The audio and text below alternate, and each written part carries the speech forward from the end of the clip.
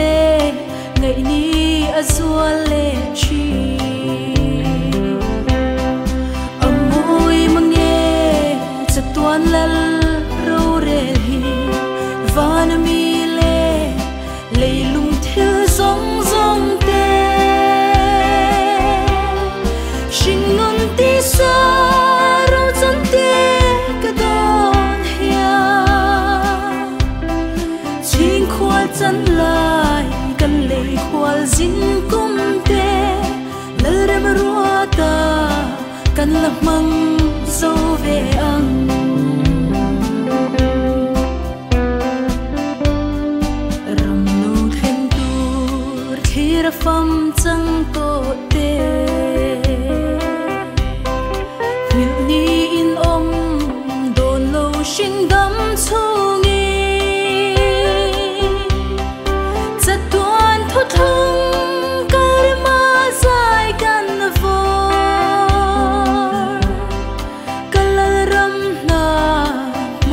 chop nghe ya te chẳng van nei ten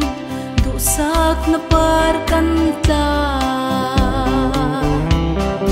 amoi mange chatuan lal ro rel hi van mi le leilung thil zong zong te shingun ti sa ro chan te ka don hia ching khwal chan lai kan le khwal zin kum te lerem ruata kan lamang zo ve ang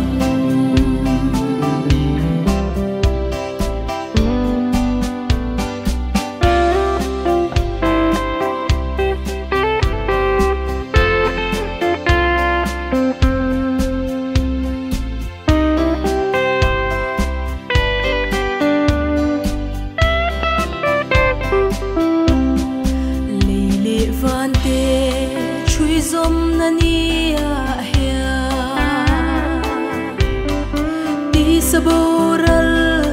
nupya lam ngai bangi chatuan rami taksa in kan ding za lal ro re la van dai dan na ti sa tharau kho ve la kan lu tang ta e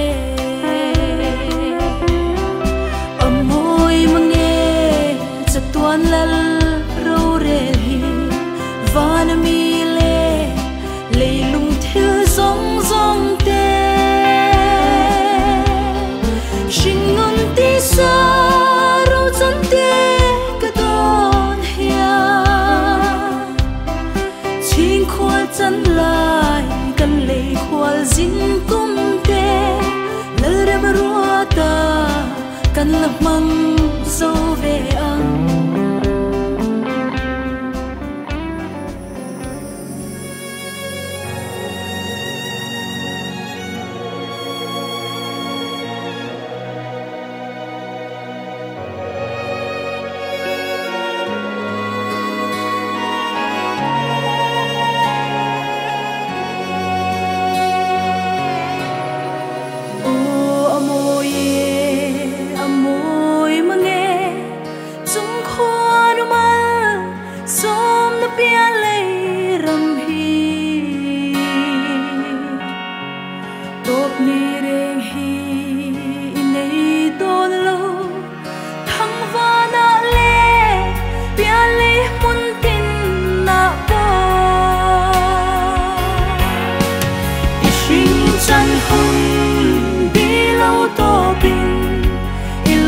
chua na bia le ya kir ma se iral don lu chatuan ta lal mal som na kin tu ni fangi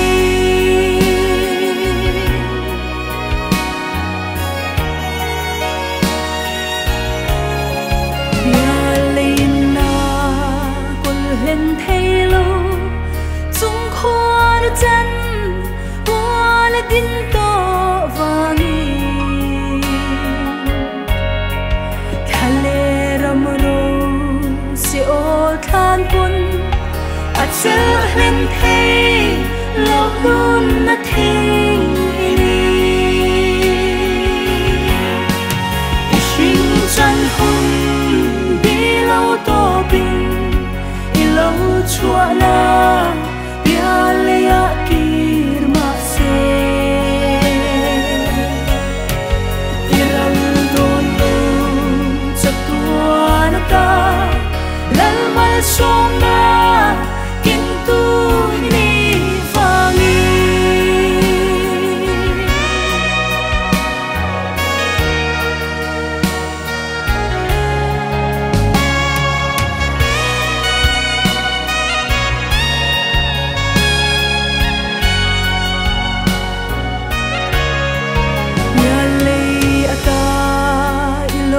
chua kha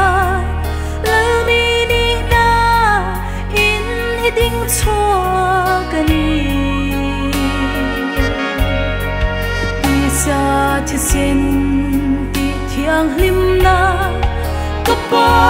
ma sinh lu ilo ta sinh chân hun bi lâu to bin ilo chua na bia lea kir ma se irang don lu chap tuan ta lal mal som na kin tu ni fangi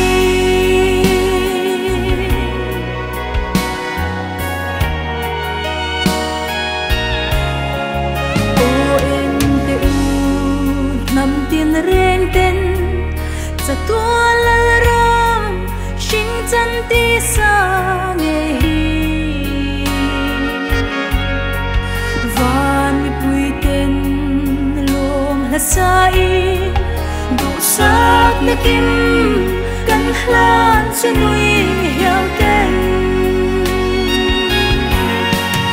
shin chan hun bi lo to bin ilo chua na bia lea